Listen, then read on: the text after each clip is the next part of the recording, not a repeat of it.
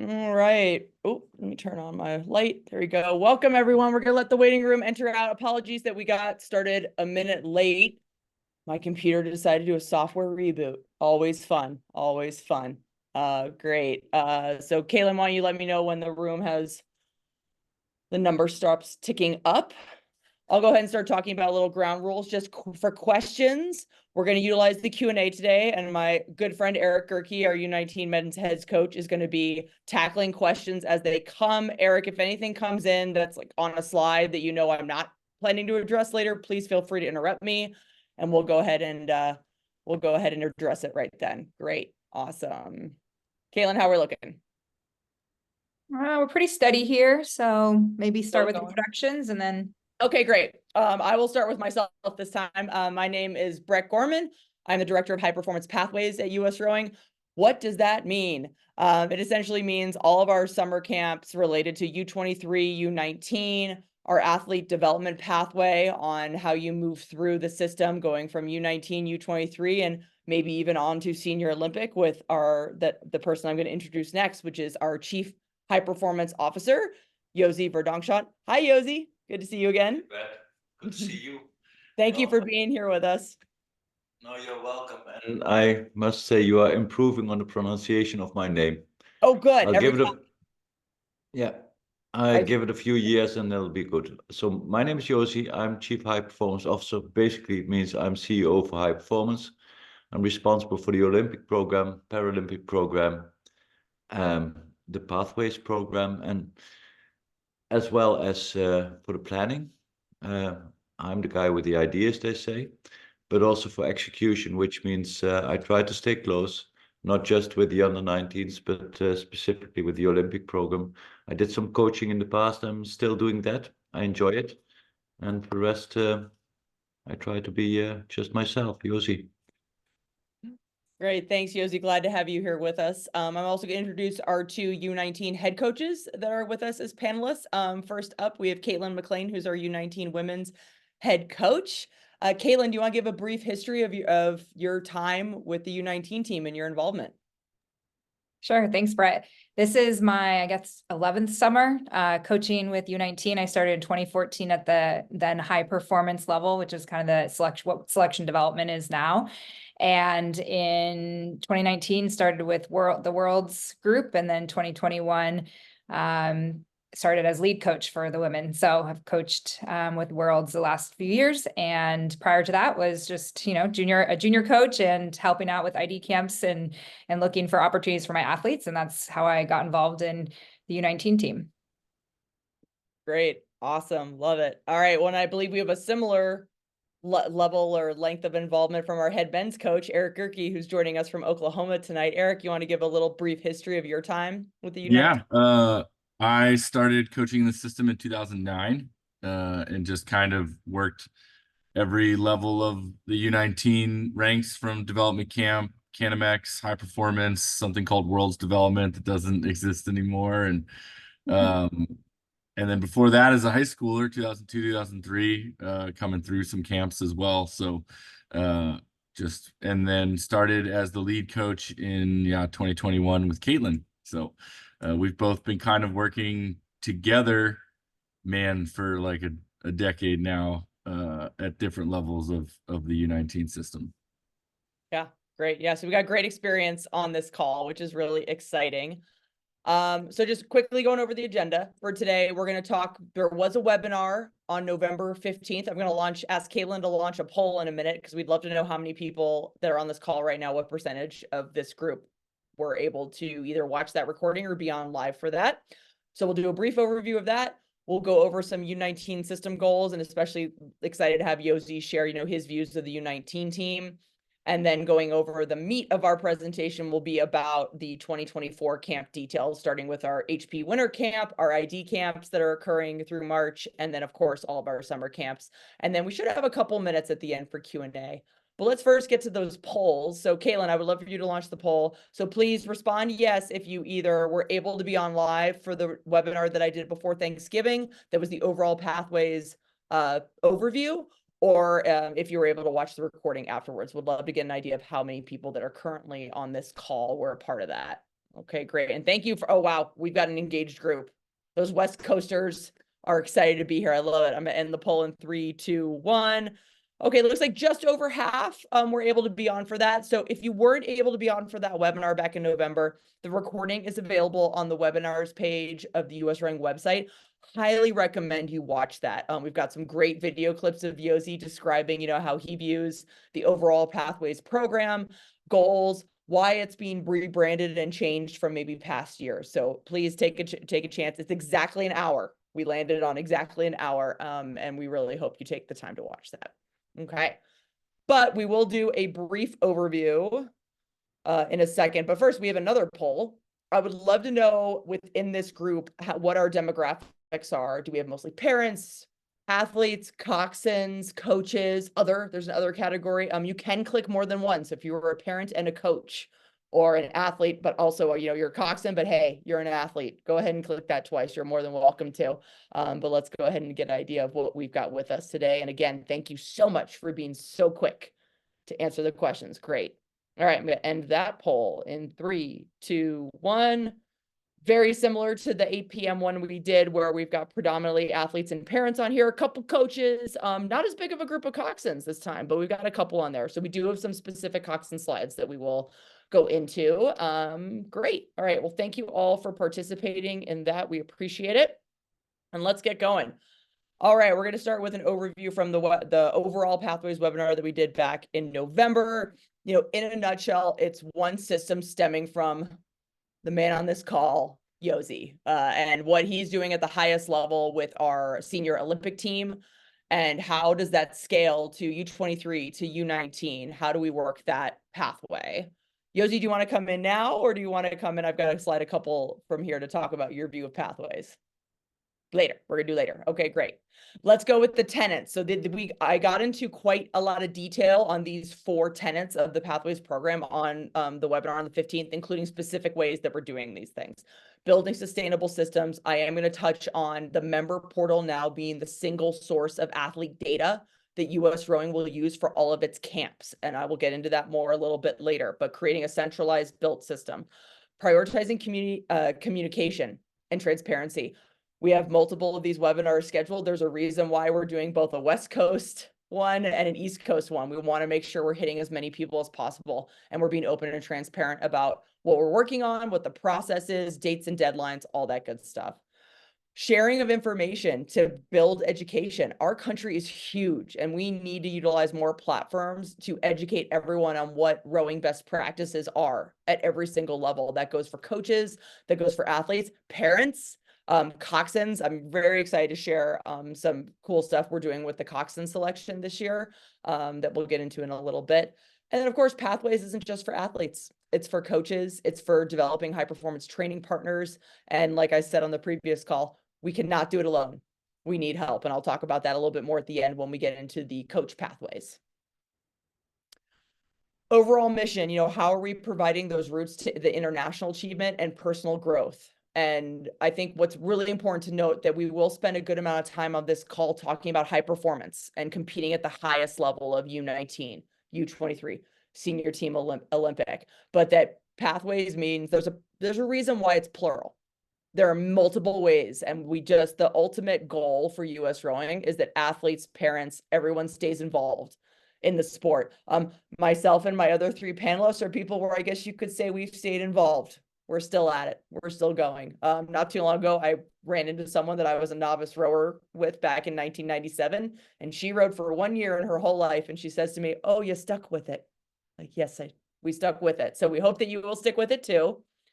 And like I said, we're hoping that part of what we can do to help achieve that is by creating centralized data storage that's athlete driven, less forms for you to fill out, less applications, making the process more streamlined for you, creating a high performance age appropriate education courses and access, sharing that information at both our camps, also hoping to provide more virtually, more webinars such as this, and that we have consistent programming across all of our camps and through all of our different layers of the USRowing pathway system.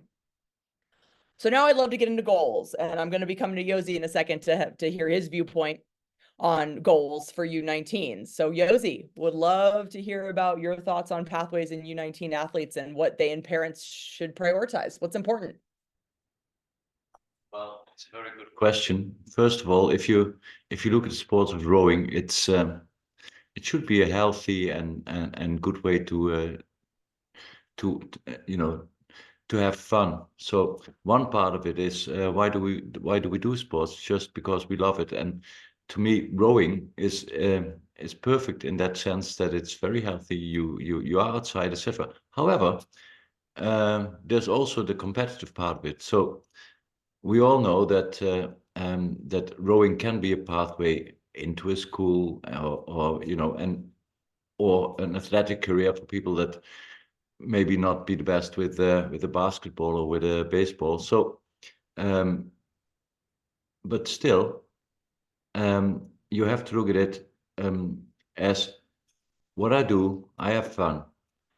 Okay, the challenge is learn how to move, learn how to move a boat, learn to work in a group, learn to work together with people. So, in a way, rowing is, to me, it's sports. And sports is a school of life, which means it's lessons you learn for the rest of your life. So that's one part of it. The other thing is, if you look at athletic development, I strongly believe that rowing teaches people to live healthy and live long.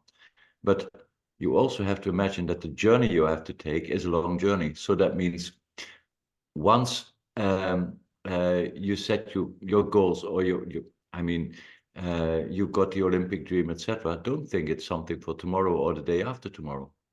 It's a longer path. Rowing is, for many people, is part of life, but you also have to imagine that it takes some time. It takes time to get better. It takes time to develop, and that's why we talk about pathways. If you look at what I did, to me, is bring the under-19s together with the under-23 and seniors system. It's just because we have to consider that those to be steps on a ladder, links in one nice chain from let's say 15, 16 until probably 67, like I am. Awesome. Thank you, Yosi. Appreciate it. And also should note, thank you for tuning in from the East Coast when it's late there, a little dark. All a matter of perspective. In my mind, I'm in the Netherlands, so it's almost morning. Almost morning, almost there. Great. So hopefully, like what some of the things that I heard from what Yosi said was that, we want to think about the long-term journey. We want to think about, what are the steps? How are we building the house? How are we building a really, really good foundation? And most importantly, building strong and healthy bodies that are having fun. Yeah, absolutely. So now what we would like to highlight a couple athlete journeys of athletes that have gone through the US rowing systems before it was called pathways, but essentially like their pathways to national teams. So first I'm going to call on Caitlin, having been involved, kind of came in right at the end of when Claire Collins here was a junior athlete. Would love for you to speak a little bit about her journey. Yeah, Claire was in her final year when I started, but I remember racing against her at the youth level. And then she ended up being in a boat with one of my former athletes. So it's been fun to watch her journey and to see her go from U19 to U23, obviously Olympic and hopefully pushing another Olympics as she's training now with the senior team. And she was a multi-sport athlete and, someone who didn't row 365 days of the year and was able to be successful in the sport and to have those solid foundations. So, and what was really cool is she actually came back to World's training in 2019 and talked to the team that year and to share just her journey and also, both the fun she had, but the challenges along the way, which is the case for anything that we do. But yeah, it's exciting to watch her and excited to see where she continues to go. Yeah. Thank you. Yeah, and I think that 4-sport athlete, when she was at Deerfield is an important thing that, she was reaching pretty high level, reached a pretty high level U19, but that wasn't, doing double days and erging, 10 sessions a week. That was part of her journey and her natural progression put her there. Great. Well, let's turn to the men's side. Eric, would love for you to speak about Justin Best, one of our 2023 senior national team members. Yeah. I remember Justin coming through in the early 2010s. first kind of at the high performance camp level and then up through to the junior team. And then obviously he's had a great journey through U23, and I was super proud to see him on the Olympic team in 2021. And I think Justin's a great example as well of kind of trusting the process and seeking satisfaction and kind of letting success come secondarily to those considerations. He was not the biggest athlete in the world in high school, probably, I mean, just $180 maybe. And right at our erg standard, he was a 620, wasn't under 620 in high school, and just focused on his own journey and his own process at Drexel and kept chipping away. And over the long term really move, hopefully, is turning into a pretty incredible boat mover. And at the far end of it, I think a great example of why we do want to begin kind of tracking some of the physiological data of the youth athletes and see how they can progress, and not necessarily thinking we know right now how they're going to end up, because they could be, an athlete can be undersized as a youth athlete and still kind of continue maturing into exactly what we need at the Olympic level. So. Yeah, absolutely. Yeah, no, a great example. Someone especially who I think, I think he came the first year, didn't make the world's team, but continued to just trust the process and get better and like focus on his own development. Yeah. Thank you, Eric. And he was a small club guy, a small team in Delaware, also. And wasn't a powerhouse at youth nationals. So also great to find those types of athletes. Yeah. And I think there were lots of when I was deciding, which athletes we were going to profile, there were lots that that I considered. And in an ideal world with unlimited time, we would do 10 of these and talk about athletes that maybe even didn't do junior team, didn't do the U19 team, didn't come in until maybe didn't even start rowing until college, because there are multiple pathways and multiple ways to go. But I think these two are great examples as well. So I think this begs the question, we just profiled like two, very high performance athletes on, is it possible to get there faster? Like, is it possible, like, oh, if I'm doing extra ergs, I'm doing the extra stuff, like, can I shortcut it? Can I get there? And Yosi, we talked about this on a recent level 3 coach call and would love your thoughts on, is it possible? Can you accelerate it? Are there shortcuts? Unfortunately, I have to disappoint everybody. There's no shortcuts. I'll tell you a little story. In 2010, somebody sent a girl to me. She was training at Oklahoma City. She was a lightweight. I was working in Italy, and Chris Corso, he sent me this girl, and he said, hey, she's super strong, but she doesn't really row very well. So he sent this girl to me in 2010. I enjoyed her stay there. I met her later on the circuit a couple of times. I was very happy when she finally, after so many years, so that's 11 years later, that she qualified for the Olympics, and she rowed the light women's double in Tokyo, and she was fourth, and fifth, and now she's continuing. Last year she had a silver medal. Today we did an erg test. She did 6:56, and yeah, I think she's ready for an Olympic medal. But it took her time. I mean, Chris sent it to me. I couldn't do magic, but she had the talent and she persisted. By the way, Eric, do you know what erg score is the best erg score for Justin? This above 620 guy? I don't. I know he's in the low 50s, right? No, 549. And he's not a big guy. It's just a matter of waiting. He didn't do that in 1 year. It took him 8 years or longer. Claire Collins, 636. You all think now those are huge scores. Nah, they are big scores, but they didn't come like this. It's just a progression. 620, it'll take you probably 8 years to get to 549, but then you'll be on the podium of the worlds. So sorry, no shortcuts, but hard work gets rewarded. Thanks, Yosi. All right. Now we're going to get into the bulk of the presentation, talking about all the different camps, and there's a part of the reason why we offer so many is because, especially in the youth athlete sphere, everybody's at a different place. Like I think we've just been talking about athletes at all the different places they started from. It doesn't necessarily predict where they're going to be. So at USRowing, we try to offer a lot of different options. And so that's what we're going to talk about next. We're going to go over the application and selection process for all of those camps, details for each of them. And then we're going to talk briefly about the coach pathway. And I think we will have time for some questions. So again, if there are questions that you have as we're going, please pop in the Q&A. Eric could either answer them directly. He's manning that Q&A for us. If there's something that comes up that he knows, because he's seen this presentation, he knows where I'm going with all these slides. If there's anything, Eric, that you, hey, Brett, quick hit, can you just answer this now? We'll do it, or we'll save it to the end. Okay, great, awesome. All right, so I put this in kind of a question answer format. You know, I think of thinking of the questions that I get a lot via email from a lot of athletes and from parents. You know, how do I get identified? How do I get selected for camp? So we keep mentioning centralized data systems and how we're going to streamline things. So if you were on the webinar on the 15th, I talked about this in great detail, how the new system is going through the USRowing member portal, where athletes now have an athlete profile. So when you go into your profile, click edit profile, and it's going to have your general information that we've always collected for USRowing, your contact details, your safe sports status, your birthday, your parent information, things like that.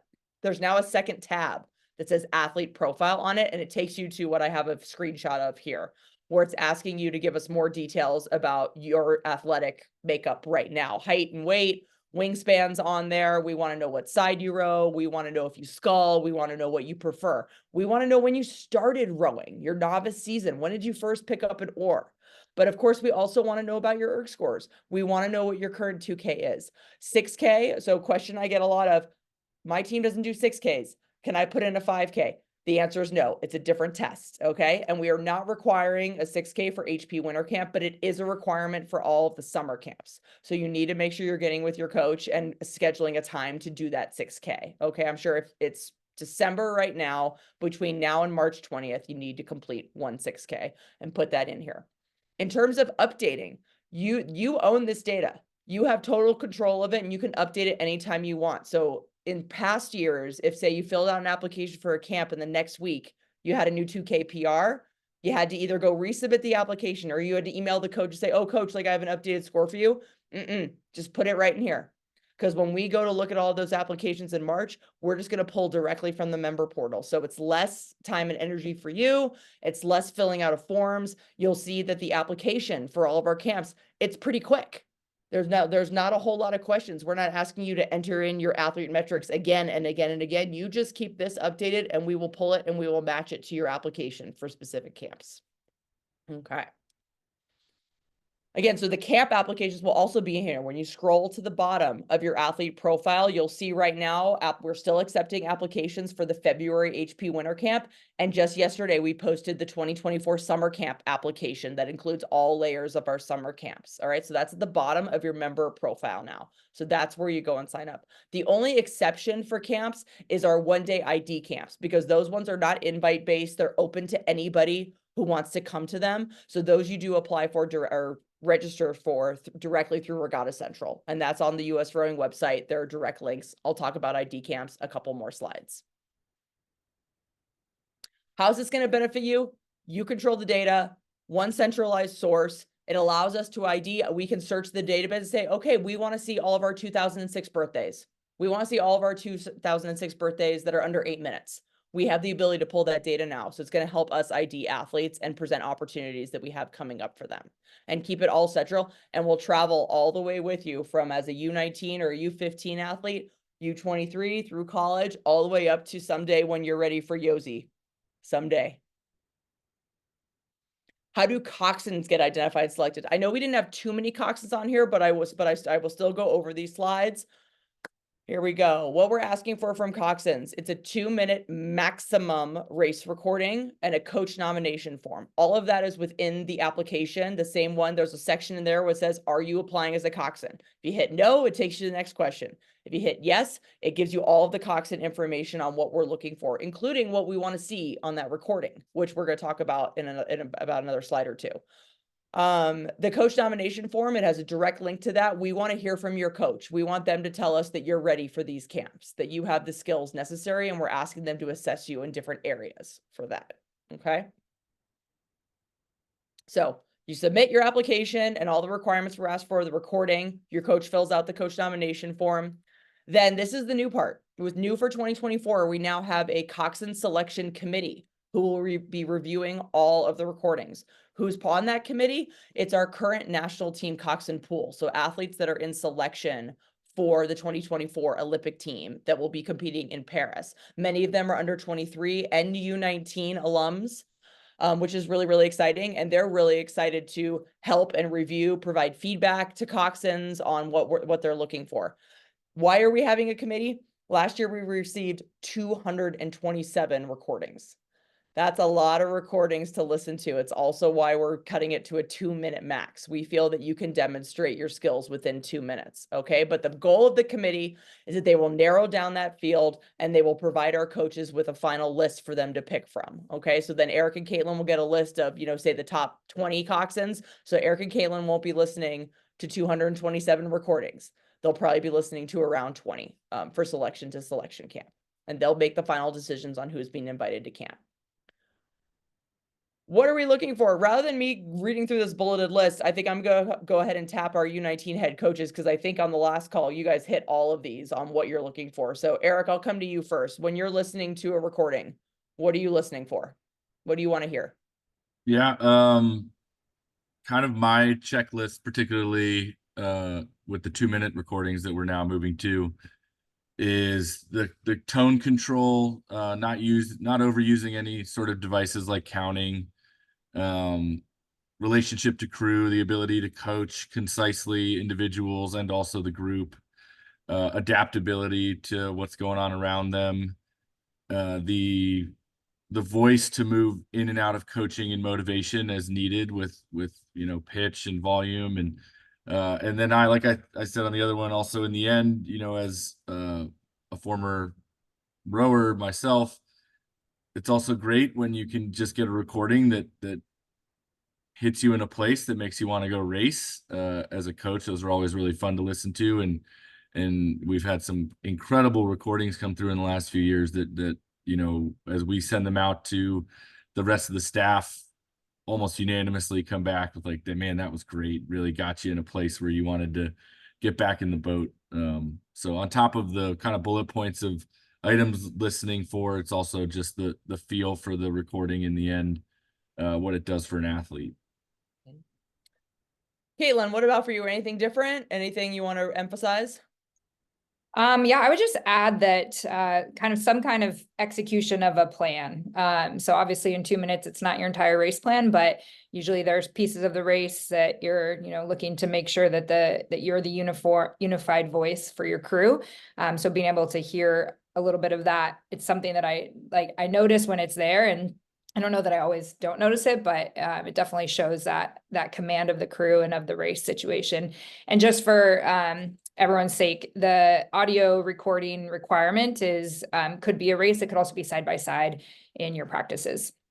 Yes, thank you for mentioning that. I think we forgot to mention on the previous call. It does say that in the Coxswain application that we want a 2-minute competitive piece or race, but you need to have other crews to call off of. It cannot be a time trial where you're alone on your river simulating a race. It needs to be a side-by-side situation. So thank you for bringing that up, Caitlin. For the coach nomination forms, we're looking for, honest coach assessment. What is the current rank? We ask Coxswains to rank themselves. Where do you see yourself on your current team? And we ask coaches to also do that. We're asking them to rank you on leadership capabilities, your different skills, steering, being aware of where you are in your space. Are you able to maneuver, your boat maneuverability skills? And of course, as we've already mentioned, the side-by-side experience. One thing that I didn't mention on the previous webinar that I would love to mention here is that one thing that I would love Coxswains to look into is Mary Whipple designed a Coxswain athlete course for USRowing that is really valuable. I edited it and did it with her. It's very well done. I highly recommend that for Coxswain development. So just a little plug there for some education for Coxswains. Okay. Available camps. What are the options? We're going to start with what's coming up right away, which is our HP winter camps and our D camps. But here's the full list of everything that we're going to be talking about. So the first 2 are occurring between now and March, and our first 15, because we have 13 ID camps. And then the selection camp, selection development camp, and youth development camp are all happening for summer of 2024. HP Winter Camp. So we talked about this quite a bit on the webinar back on the 15th, because we've been receiving applications for this for about, I think 5-6 weeks now. The application has been open. So we have 2 dates, one in January and one in February. Applications for the January weekend have closed, and Eric and Caitlin will be making their final invites by this Friday. All right. So we're just rounding out the last couple invites. We've been inviting people on a rolling basis. We've started inviting people for February, and we will continue to invite people for February through the 12th. And the application is available to the 5th. So if you're interested in that winter camp and you haven't applied yet, it's in your member portal. Fill out your athlete profile. Then fill that out, and we're still accepting applications for February. But the main focus of this is really education. It is not a selection camp. It is definitely a development camp. And I'm going to pivot to our U19 coaches. Caitlin, why don't you start on kind of what we're looking to achieve there at these HP winter camps? Yeah, I think learning and development is number one. I mean, it allows us to get a head start on summer, in the sense that athletes and coaches both will learn from it. The coaches will get a chance to see the athletes and see how they're moving, see how they're working, give them feedback. Athletes will be able to take that feedback, apply it in the couple months they have before camp. If they're in their last year of eligibility, that'll be, valuable for them. If they have multiple years of eligibility, they can add that to their, their year-long development looking forward. So I think everything from doing small boat work, technical feedback, the lactate testing will help inform their training going forward. Just learning how to camp, what it's like to be away from home, do that over 4 days now. And then hopefully in the summer, you'll get a longer opportunity. But, it's a valuable skill to learn what that's like, and what is it like to be with people you've not rowed with, and hear from coaches you've, never experienced. So I think the biggest part is the learning opportunity, and a little bit of a head start going into summer, especially given how big of a country we are, and that we don't have a lot of opportunities to bring our athletes together. Yeah. Eric, anything to add to that? Just, it's great to come back to winter camp model. We did this a bit before COVID, and it was a great opportunity, I think, for the world's coaches and the athletes to have time together before the summer, and you get past some of the days it requires to get into comfort in the summer, when you can have opportunities like this. And then maybe we can get down to the thick of things a little more operationally in the summer, when we have these chances. Great. And just to note that it's not required for summer participation. We're highly recommending these camps, but they're not, if you don't attend them, that does not preclude you from participating in the summer, or if you're not invited to them. So what other options, if you're not coming to HP Winter because either you're unable to, or you don't receive an invite, what are the other options that you can do? And we're going to talk about the 1-day ID camps. We've been running these for as long as I can remember, the 1-day U19 ID camps. We have 13 locations and dates, and that's going to be on 2 slides from now, that we'll talk a little bit about where we're going, but they're open to everyone. Again, you do this is the one that's not through the member portal. These are through Regatta Central, and on the USRowing ID camp page, they're all directly linked to those registrations for that.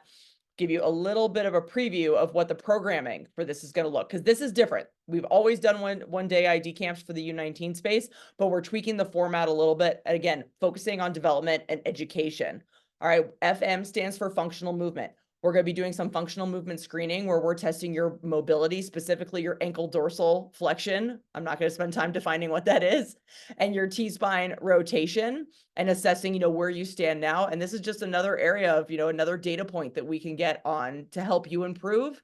And that's something we can track, because we will test again at summer camp. We'll see how people are looking. We'll do a presentation on exactly what that is, best practices, rowing technique, training philosophy, good stuff like that. We'll be teaching you some actual exercises related to functional movement that we'll be doing across all camps. We're also going to be doing this at HP Winter and the summer camps.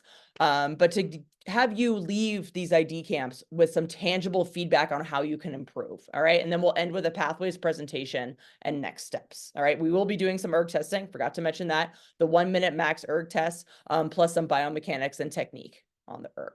Okay. So here are our locations. The one, we still don't have a confirmation on Boston. It is going to be at Northeastern, it is going to be February, and we're just debating we're waiting to hear back from them on which weekend, but we will be posting that as soon as we can. There will be social media posts about these camps to keep you engaged, but not applications. Registrations are open now. They're open to everyone. So we highly recommend coming to either HP Winter or a one-day ID camp so that we can start tracking you, so that we know that you're interested, you're in the system, you want to potentially come to a summer camp. Okay. Now we'll get to summer camps. What are the options? Because we do have a couple different options, and I'm going to ask Eric to go over this slide to chat a little bit about U19 selection. And you already talked about, Eric, how like these HP Winter camps, maybe you're going to give us a little bit of a head start. Can you give us a basic overview of what this camp looks like from like the first couple days to then, how it goes from there? Yeah, absolutely. Selection camp really kind of starts out with we will meet a lot in the beginning to just go over expectations and functions and operations. We'll spend some time getting the camp all on the same page of the rowing and some learning in the boats and on land and how to move our bodies. And then we move into selection with our the selection procedures and our selector. And then once the boats are selected for either Worlds or Canamex, then both of them go into their training phases, phase 2, to go compete at Canamex this summer or at Worlds up in Canada. So we go a little bit from an introductory phase to an education phase to a selecting phase to a training phase.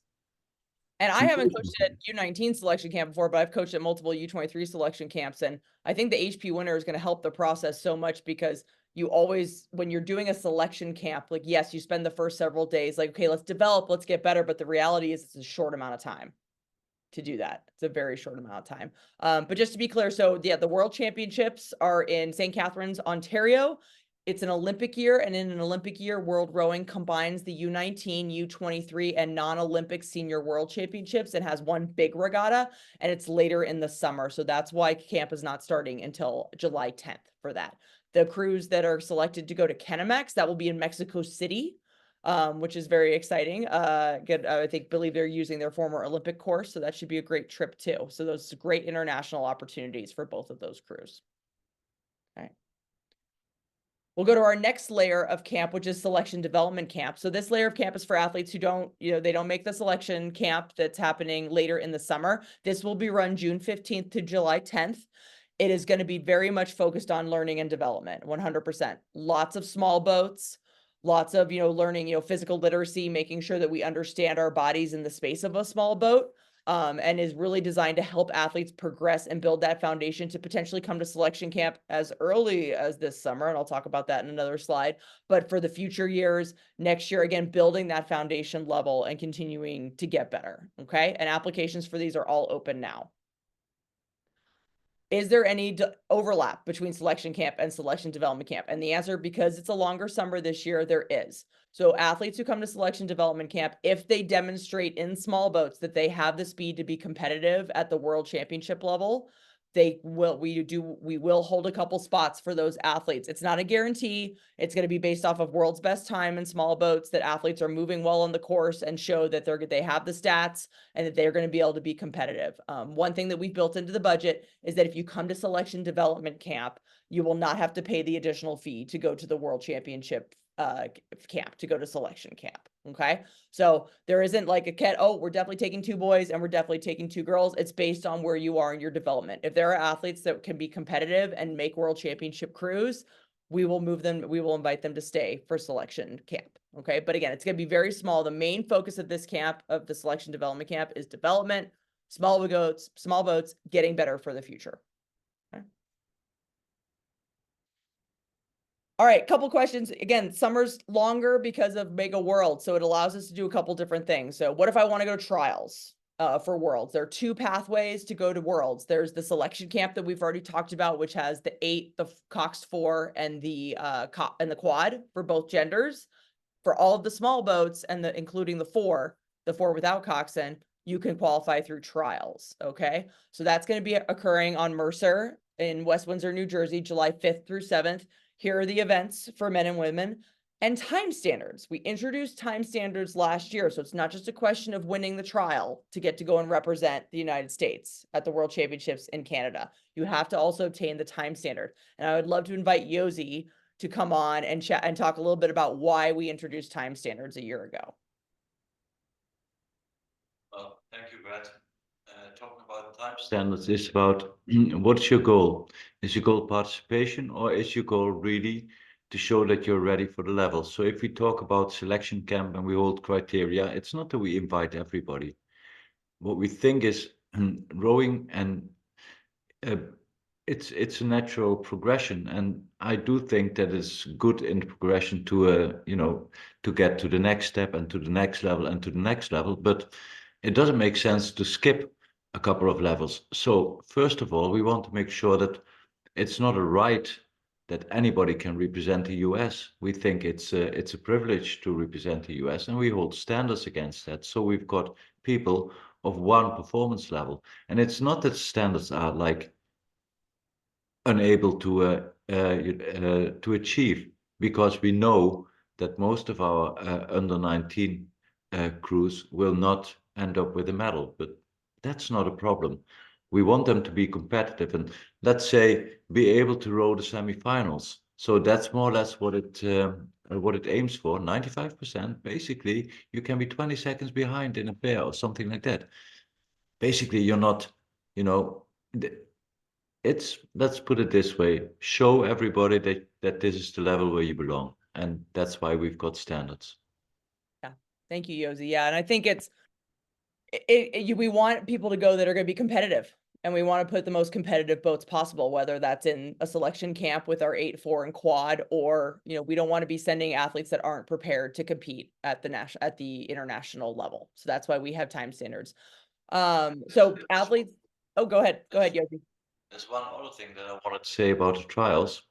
I also think it's a good opportunity for people who are not, when you've got a club crew and the club crew is really good, sometimes it's helpful to, to try and achieve higher goals with that crew. But maybe there's one person that is not of the same level, and you think, well, we might have a shot at the Worlds. Well, to me, it's also a possibility. Creating trials is also a possibility to bring better people together. But just to make it inclusive, if we put a standard, it's not going to be, we don't join each other. It's also an invitation to make sure that when you want to create a combination, that is a good combination, maybe from your region or maybe from, a couple of clubs together. That's always an option. That's why we've got standards. So it's not the obvious that anybody can show up. No, you have to think about it. And part of thinking about it is planning and making good boats from, from a region, from a couple of clubs. I don't mind. Actually, I encourage that. Probably not so good for Eric and for Caitlin, but it doesn't matter because it's about the long term. And the long term, we offer the big boats because the big boats is kind of a way to bring a lot of people into the system, and the vehicle for that is an 8, a 4, or a quad. But in the end, it's not about in what boat you are, it's about the experience. So I don't mind the path that you take. Thank you, Yosi. No, I think that makes a lot of great points, and I think hopefully that's an overall message that throughout the whole of this presentation people are getting, is that there are lots of different ways to get developed and have experiences, and we want people to pick the ones that make the most sense to them. Regarding athletes who go to trials that fail to qualify for Worlds, still have the option to come to selection camp, but you have to have applied and been invited. So we ask in the application for the 2024 summer camps, we ask if you may go to trials, do you know if you're going to trials? And there's an option to say maybe, or I don't know yet. That's totally fine.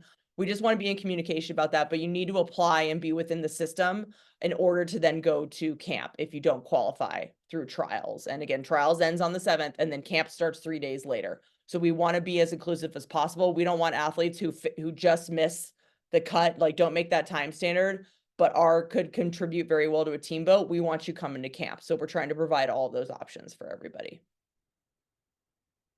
Great. What if another thing that happens this summer? What if my team goes to Henley Royal in July in the UK? We're seeing a lot more U19 club teams and high school teams go and continue on for Henley, which is a great developmental opportunity. In a normal year, when we don't have the longer summer as we do this year, we don't allow athletes to do Henley and still do selection camp, but this year that is possible. But Josie, I'd love for you to talk briefly about Henley a little bit. In all honesty, Henley is one of the greatest events in the world, and I think it's an experience that every rower wants to have. So from my point of view, it's perfect this year because Henley is there's proper time for preparation. Plus, it's not in the same time that we would want to organize a selection camp. To me, it's perfect because as a club or as a school, you can finalize you can keep your seniors together. You have got one more regatta, and doing it in England is a great experience. However, you always have to consider one thing. To me, in the end, there's not a difference how we keep people interested in rowing and how we progress them. So it's not always that you have to do this and this and this and this. To me, it's just one more step on the end, you know, in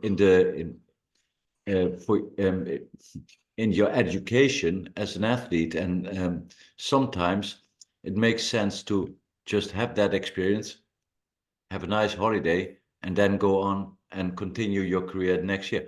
This year, for one time, it is possible to do both.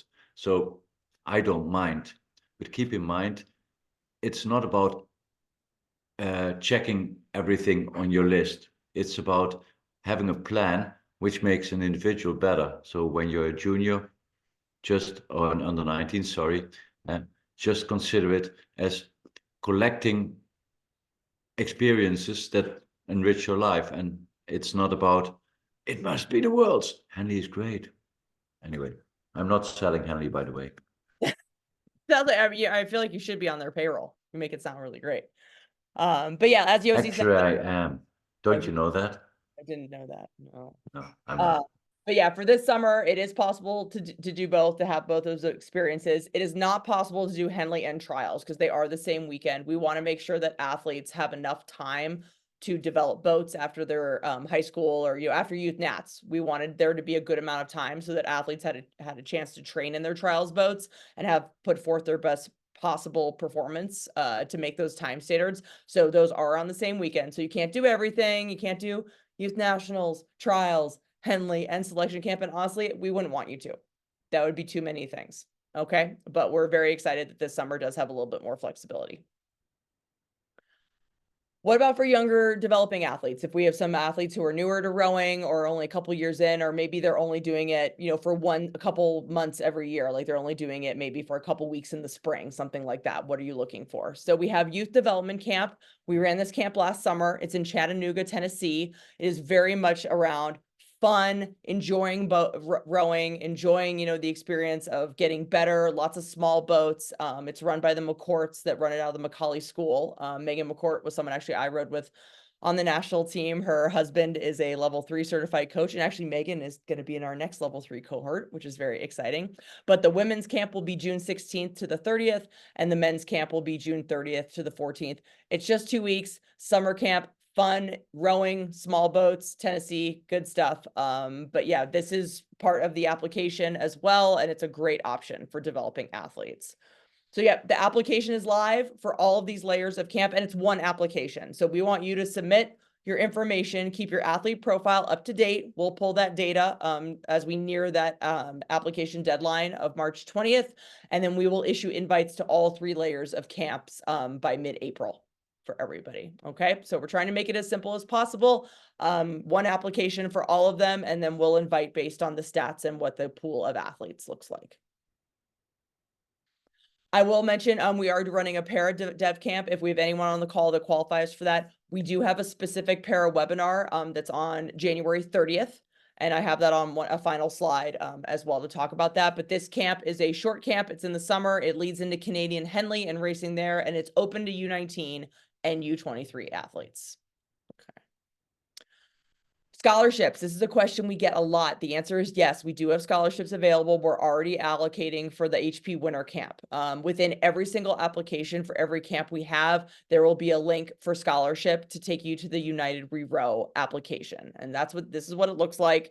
We're asking for an applicant essay. We ask for your family annual and monthly income, as well as your monthly expenses. We do provide an option for you to provide more family circumstance, more details, like tell us your story. Like, maybe are there lots of kids in the household? What is it? Is it a single income family? We want to know those things. And we do ask, how much are you able to pay? We don't do a lot of full scholarships. We do mostly partial. So we do ask that all families invest some of the camp fee for us. Next, this is our final portion of this presentation. Then we'll do a little Q&A. How can coaches get involved and hired for camps? All right, we do have applications being posted tomorrow for all of our various summer positions that are open, including we do have assistant coach positions open for the selection camp, as well as all layers of selection development camp and YDC. So definitely filling out the application is definitely a key piece. Continuing your education. All coaches need to be a level 2 USRowing certified coach. So if you're interested in coaching this summer and you don't have that, you need to get yourself in a course. We're offering one pretty much every month from now until summer. Level 3 is highly recommended. Eric and Caitlin are both level 3 certified coaches. That has really become our pool of coaches that we look to help fill these camps. So if you haven't taken level 3 yet, I highly recommend it. It's a great program. It's a 6-month course where you have wonderful, illustrious speakers such as Yosi come and speak to the group, which is lots of fun. Another one is volunteering in your region. We are running 13 ID camps. There's probably one close to you. Like, please come help run the ID camp. That's a great way to get identified as a coach and to get introduced into the system. And actually, I'm going to ask Eric and Caitlin to briefly tell us how they first got involved. Caitlin, let's go to you first. Yeah, I was looking on the old USRowing Juniors website for information for my athletes at the time, to looking up ID camps, looking up, what information was on the website, and came across a posting for the development camp coach, and ended up having a conversation and actually started at the high performance level, which was sort of the mid level. So I guess where selection development is this year. And then just kept coming back and kept being asked to come back as well. So yeah, really grateful to have had that opportunity back in 2014. Eric, what about you? Not dissimilar. I first got involved with just trying to help around ID camps as I started my own coaching journey as a freshman coach at my old high school, and then applied through the application process actually to coach at development camp, which is now in the pathway system, is now youth development camp. And yeah, just move forward from there. And a lot of the coaches actually that I think I came into the system with are still involved and at different various levels. And I think it's really cool, especially I'm a big advocate that the system is not just developing athletes, but also developing coaches, and a great place for us to build our journeys together. So cool. Great. Thank you both for that. Yep. So here's the list. So these are all going to be available for application on the USRowing HR website. So please take a look there. And then, what are we looking for from coaches? Obviously extensive coaching experience, preferably at the U19 and U23 level. Need to have a good knowledge base of rowing technique and training methodologies. I mentioned level 2 and level 3 already. Knowledge of international U19 rowing standards. But I'm going to spend a little bit more time talking about the teamwork and interpersonal skills. It's so important that a staff works well together. These are not long camps. If you look at selection camp, it's 3-4 weeks and you have to make a lot of decisions, and it can be a kind of a high pressure environment. It's so important that you can operate well in a team. That's great if you can make boats go really, really fast. That's important. We want that. But you have to be able to do that working with other coaches. And because it's not just one boat, there's multiple boats that we're filling. And a commitment to prioritize athlete development is really number one. What are the reasons? What's your why for why you want to coach at these camps? And if it's, I want to coach a medal winning crew at U19 Worlds, and that's the only reason, I mean, it could be one of them. Don't get me wrong. We're all competitive people. We want to get up there. We want to be on the podium, but really it has to be on an athlete-centered approach. And that's really your why for why you want to do this. In addition to like improving your own personal skills, growing as a coach. You know, how it's just a couple other tips. Like I think developing your network is so important, just like every other job. So whether you're going to conferences, you know, I think level 3 is a great way to establish a network because you get to work closely with coaches all across the country, from all different areas of our sport. Reaching out, like I will definitely meet with coaches that are interested in getting involved. I'm going to ask that we wait till the end of January, just with HP winter camps and ID camps going on. I know my January and early February is looking pretty packed. But yeah, volunteering at ID camps is a huge one. Look for ways to help. It's a great way to get involved. All right, we have next up, we're going to have a para webinar on January 30th. That will be with our director of high performance and para, Ellen Midsner, and myself. And then we have a U23 specific one on January 31st. We're also planning a coach specific one, high performance clubs, and also a Coxswain specific one. So we'll be definitely releasing those schedules and promoting it on social, on our website, and all of our newsletters as well. So this is definitely is not the last Pathways talk. All right, let's go to Eric. I don't see anything in the Q&A. Have you been taking care of that? I like to think so. Yeah. No, they're good questions. Hopefully we were able to either answer them as you spoke through it or the slides or what Caitlin and I wrote. So Good. Okay, great. All right. Yosi, final thoughts? Happy holidays. I didn't catch that. Go again. I said it was happy holidays. Oh, No happy final holidays. thoughts. Yes, that's right. Yeah, happy. Yes. Thank you all Yeah. so much for joining us on this Wednesday night. And if anyone's on the East Coast like Yosi is joining late at night, thank you. Please go to bed. This recording will be posted. If you know anyone who missed it, we will definitely post the recording. And what did I see? We had one question come in. Where could they find the scholarship application now? It's in the application. It's in all of the applications. There's a section in there. So as you're going through it, it'll provide a link. But what if they already did the application and forgot to, or did not complete that? Is it a separate? Yeah. Okay. Yeah, the link is posted on the website. If I don't know if I can put it in the chat. Because I'm a little here, let me stop my share and I can put that in the chat, I think, pretty easily. So 1 second. Yosi, did you have something? Sorry. No, Oh, sorry, I thought you were. No, I'm reading the questions. There was